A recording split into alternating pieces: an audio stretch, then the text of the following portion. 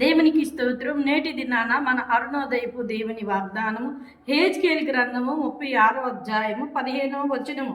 నిన్ను గూర్చి అన్యజనులు చేయు అపహాస్యము నీకింక వినబడకుండా చేసేదను. హల్లెలూయా. ప్రియమైన దేవుని బిడ్డ, నువ్వు త్రోవంట వెళ్తూ ఉంటే నిన్ను అనేక మంది అపహాసం చేస్తున్నారా, హేళన చేస్తున్నారా?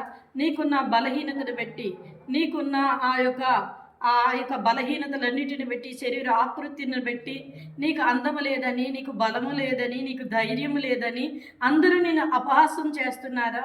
అయితే దేవుడు అంటున్నాడు, ఇదిగో నిన్ను గూర్చి ఇంకా అపహాస్యము చేసిన ఆ అపహాస్యం నీకు వినబడకుండా నేను చేసేదను.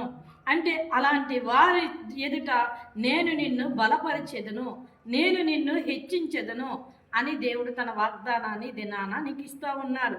కనుక నువ్వే విషయంలో బలహీనముగా ఉన్నావో ఆ బలహీనను బట్టి నిన్నెవరైనా అపహాస్యం చేస్తే నువ్వు కృంగిపోవద్దు, నువ్వు బలహీన పడవద్దు. ప్రియమైన దేవుని బిడ్డ, యేసుక్రీస్తు వారి వైపు చూడు, ఆయన వైపు నీ కన్నులెత్తు.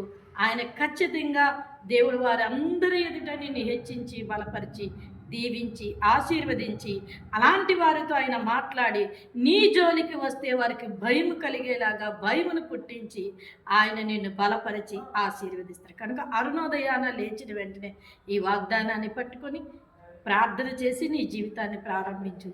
దేవుడు నిన్ను ఆశీర్వదిస్తారు. ఆమేన్.